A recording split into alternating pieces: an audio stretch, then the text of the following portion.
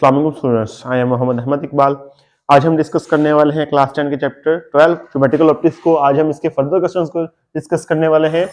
Reviews question है, हम question number 12.11 से 12.15 तक हम डिस्कस करने वाले हैं। तो सबसे पहले हमारे पास 12.11 है, what are the optical fibres. Optical fibres क्या है? Describe how total internal reflection is used in light. Total internal reflection light में कैसे होती है? थ्रू ऑप्टिकल फाइबर की मदद से। यानी कि हमने सबसे पहले ऑप्टिकल फाइबर्स के बारे में बताना है, फिर हमने बताना है कि optical fibre total internal reflection को कैसे यूज करता है या टोटल इंटरनल रिफ्लेक्शन कैसे यूज होती है। ऑप्टिकल फाइबर क्या चीज होती है, हमें सबसे पहले इसके बारे में डिस्कस कर लेते हैं कि ऑप्टिकल फाइबर एक बहुत बारीक, एक बाल के करीब के बारीक जो होती है, क्या होती है, एक फाइबर होता है, एक बारीक थ्रेड होता है, धागा सा होता है, जिससे क्या होती है, लाइट क्या कर रही होती है, ट्रेवल कर रही होती है एक जगह से दूसरी जगह पे। तो ये हम डिस्कस करते हैं। Fibre optics consist of hair size threads, यानी कि हेयर साइज थ्रेड की कंसिस्ट होते हैं ऑफ ग्लास और प्लास्टिक। किससे बने हुए होते हैं? ग्लास या फिर प्लास्टिक से, थ्रू विच, जिसकी मदद से लाइट कैन ट्रेवल। लाइट क्या होती है? ट्रेवल कर सकती है। The inner part of the fibre is called core. Fibre का अंदरूनी हिस्सा जो होता है वो क्या कहलाता है? कोर कहलाता है। डेट कैरी लाइट, जो क्या करता है, लाइट को लेके जाता है एक जगह से दूसरी जगह पे। ये तो थी हमारे पास ऑप्टिकल फाइबर। नेक्स्ट पार्ट है इसका हमारे पास है कि हमने कैसे टोटल इंटरनल रिफ्लेक्शन होती है इसके अंदर, वो जिसको डिस्क्राइब करना है। Light entering from one end, एक एंड से क्या होती है, लाइट इंटर हो रही है ऑफ द कोर के, स्ट्राइक्स द कोर क्लैडिंग, जो कोर क्लैडिंग को क्या कर रही होती है, स्ट्राइक कर रही होती है, इसके अंदर स्ट्राइक कर रही होती है, उसकी बाउंड्री को कर रही होती है, यानी कि इंटरनल पार्ट को स्ट्राइक कर रही होती है।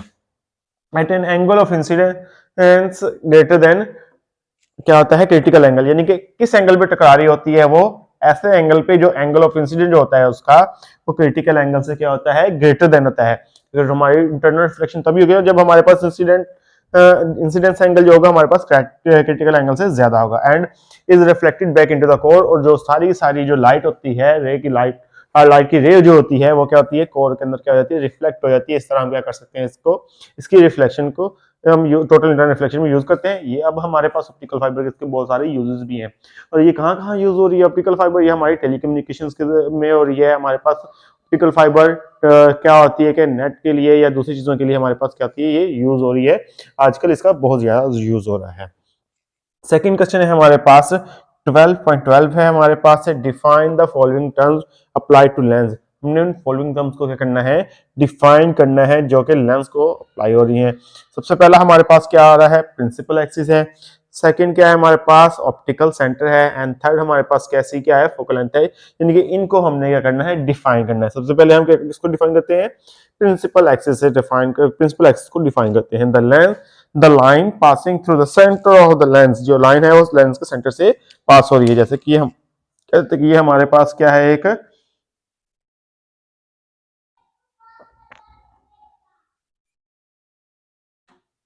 एक हमारे पास क्या बन गया है, ये एक कन्वेक्स लेंस बन गया। अब ये इसका क्या आ गया, सेंटर आ गया। और जो ये लाइन यहां से पास हो रही है, ये क्या लाइन क्या कहलाएगी, प्रिंसिपल एक्सिस होगी। ये सेंटर ऑफ लेंस के सेंटर से गुजर रही है। एंड ये हमारे पास है ऑप्टिकल सेंटर आ गया।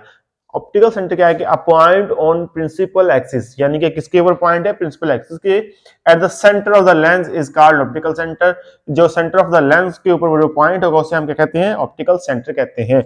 ये जो लाइन है यहाँ से, ये जो हम जिस पॉइंट को मार्क कर रहे हैं, ये क्या हो जाएगा, इसका ऑप्टिकल सेंटर हो जाएगा। इसे हम क्या कहेंगे, ऑप्टिकल सेंटर। यानी कि लेंस का जो हो गया सेंटर हो गया, वो क्या कहलाएगा, ऑप्टिकल सेंटर होगा। जहां से क्या गुजर रही है, प्रिंसिपल एक्सिस गुजर रही है, उसे हम क्या कहेंगे, ऑप्टिकल सेंटर कहेंगे। नेक्स्ट आ गया फोकल लेंथ आ गया है।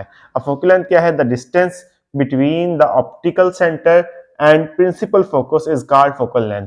यानी कि वो डिस्टेंस जो है कि इसके दरमियान में optical centre and the principal focus, और प्रिंसिपल फोकस के दरमियान में होगा, इस कॉल्ड फोकल लेंथ। से हम क्या कहते हैं, फोकल लेंथ कहते हैं। ये हम कह देते हैं कि हमारे पास ये क्या आ गई, इसकी फोकल लेंथ एफ आ गई है। ये क्या आ गया, हमारे पास ऑप्टिकल सेंटर आ गया। इनके दरमियान में जो डिस्टेंस होगा, ये क्या होगा, हमारे पास फोकल लेंथ होगी।